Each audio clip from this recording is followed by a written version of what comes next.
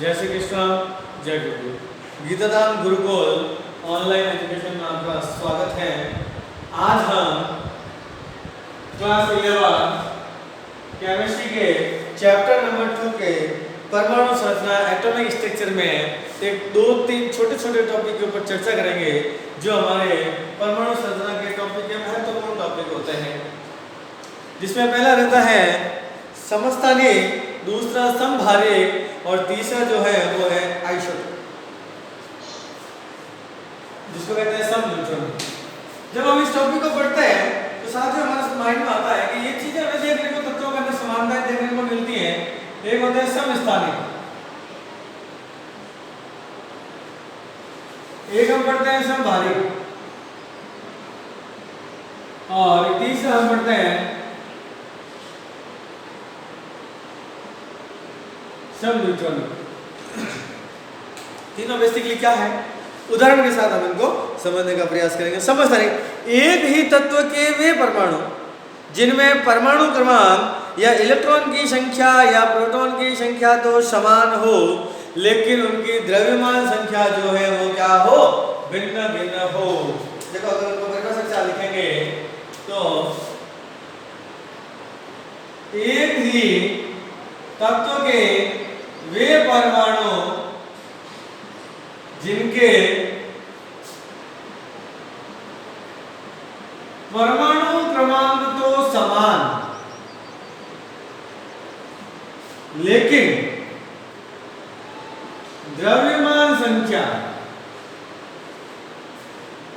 भिन्न भिन्न हो।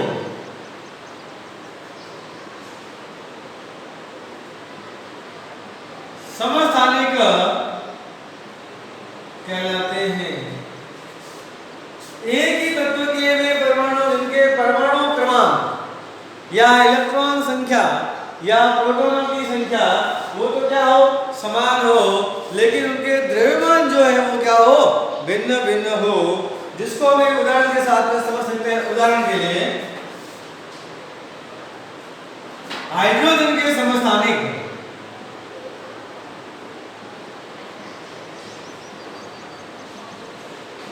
नाम से ही स्पष्ट हो रहा है, सम प्लस स्थान,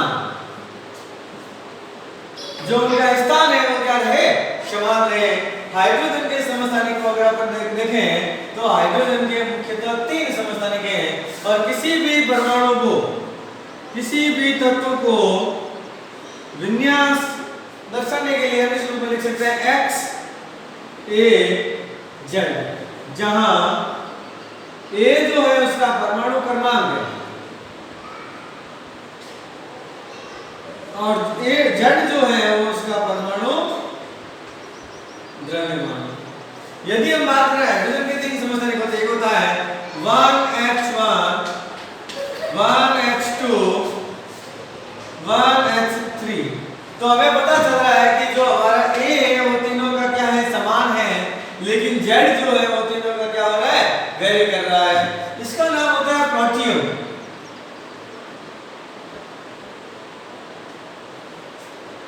इसका नाम होता है ड्यूटेरियम, और इसका नाम होता है ट्राइटेरियम या ट्राइटियम बोलते हैं। तो हाइड्रोजन के 3 अलग अलग समस्थानिक हो गए, 1h1, 1h2, 1h3, जहां इनके परमाणु क्रमांक तो समान है, लेकिन इनके परमाणु द्रव्यमान क्या है, अलग अलग है। इसी प्रकार यदि हम एक उदाहरण लेते हैं तो इसका एक आ जाता है क्लोरीन के समस्थानिक। क्लोरीन के समस्थानिक, क्लोरीन के 2 समस्थानिक होते हैं। क्लोरीन का परमाणु क्रमांक होता है 17, और एक का द्रव्यमान होता है 35, और एक का द्रव्यमान होता है 37। तो क्लोरीन के भी कितने समस्थानिक हो गए, 2 समस्थानिक हो गए।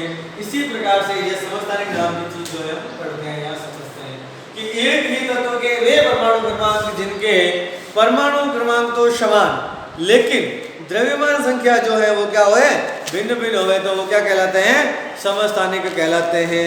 इस प्रकार से हम समस्थानिक की गणना कर सकते हैं या उसको समझ सकते हैं।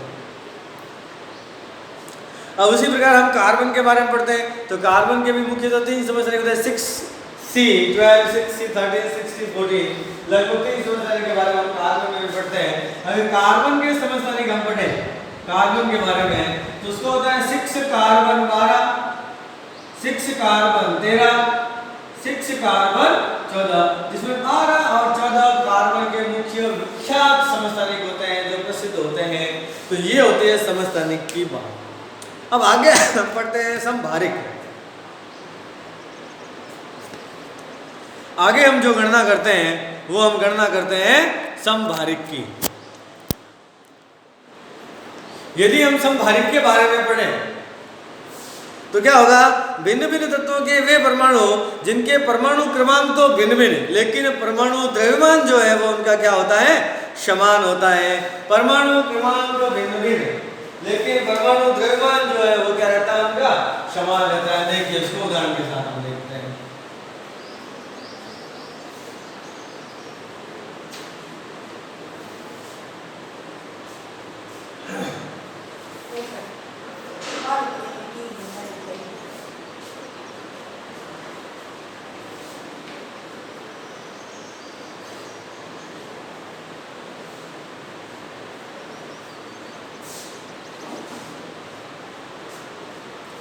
अगला अपना टॉपिक रहता है समभारिक।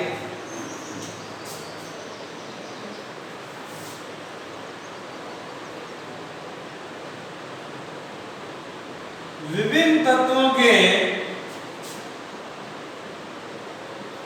परमाणु क्रमांक तो भिन्न भिन्न, परंतु उनके परमाणु द्रव्यमान समान हो, परमाणु द्रव्यमान समान हो, समभारिक कहलाते हैं, समभारिक कहलाते हैं। मतलब कि परमाणु क्रमांक भिन्न भिन्न, लेकिन परमाणु द्रव्यमान क्या रहेगा, समान रहेगा, समभारिक कहलाते हैं। अब उदाहरण के लिए आर्गन, पोटेशियम और कैल्शियम लेते हैं। आर्गन, उदाहरण आर्गन, पोटेशियम, कैल्शियम। आर्गन का परमाणु क्रमांक होता है 18, पोटेशियम का परमाणु क्रमांक होता है 19 और कैल्शियम का परमाणु क्रमांक होता है 20। लेकिन आर्गन का द्रव्यमान 40, पोटेशियम का द्रव्यमान 40 और कैल्शियम का द्रव्यमान क्या होता है 40। मतलब कि जो इनमें A है वो वेरी कर रहा है और Z जो है वो क्या है, कांस्टेंट है। तो ये इसका एक उदाहरण हो गया। इसी प्रकार अगर हम एक उदाहरण और देखें हैं तो Pb और बिस्मिथ,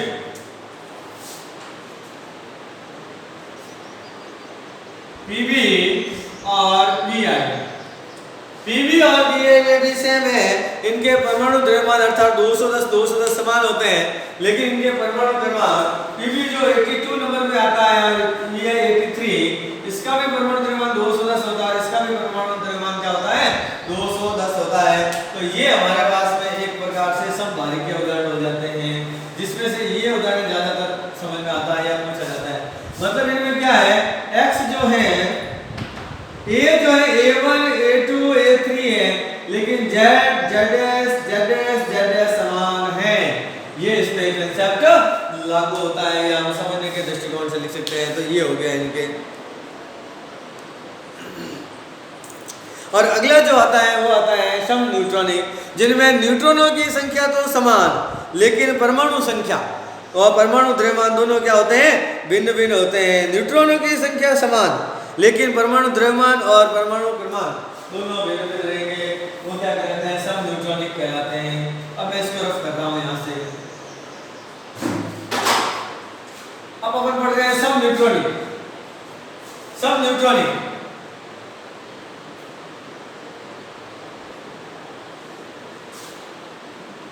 जिन तत्वों के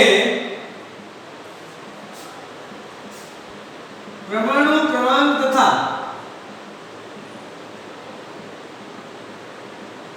परमाणु द्रव्यमान भिन्न भिन्न हो,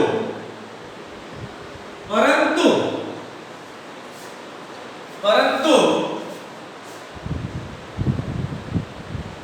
न्यूट्रॉनों की संख्या समान हो, सब न्यूट्रॉनिक कहलाते हैं। मतलब कि परमाणु क्रमांक भी भिन्न है, परमाणु द्रव्यमान भी भिन्न है, लेकिन इनके जो अंदर न्यूट्रॉन है, न्यूट्रॉनों की संख्या क्या है, समान है। तो वो जो कहलाते हैं वो क्या कहलाते हैं, सब न्यूट्रॉनिक कह देते हैं। उदाहरण के लिए कार्बन, नाइट्रोजन, ऑक्सीजन। 6 नंबर पे कार्बन, 7 नंबर पे नाइट्रोजन, 8 नंबर पे ऑक्सीजन। कार्बन का परमाणु क्रमांक 6 तो उसका द्रव्यमान 14, 6C14 को सर्वकालिक या सर्वमान्य माना जाता है कार्बन। नाइट्रोजन का 7N15 और ऑक्सीजन का 8O16 होता है। अब यहाँ पर जो है इनके तीनों के न्यूट्रॉनों की संख्या समान रूप से 8 8 8 होती है। तो ये एक प्रकार से हमें क्या इंडिकेट को करता है कि इनके परमाणु क्रमांक असमान, परमाणु द्रव्यमान असमान है, लेकिन इनके जो न्यूट्रॉनों की संख्या है वो क्या होती है, समान होती है। जैसे उदाहरण के लिए कार्बन 6 कार्बन 14, 7 नाइट्रोजन 15, 8 ऑक्सीजन 16। इन तीनों में न्यूट्रॉनों की संख्या, कार्बन में भी 8 न्यूट्रॉन, नाइट्रोजन में भी 8 न्यूट्रॉन और ऑक्सीजन में भी 8 न्यूट्रॉन होते हैं। न्यूट्रॉनों की संख्या तीनों की तीनों क्या होती है, समान होती है। तो ये प्रदर्शित करता है सम न्यूट्रॉनिक, इसको आइसोटोप्स भी कहा जाता है।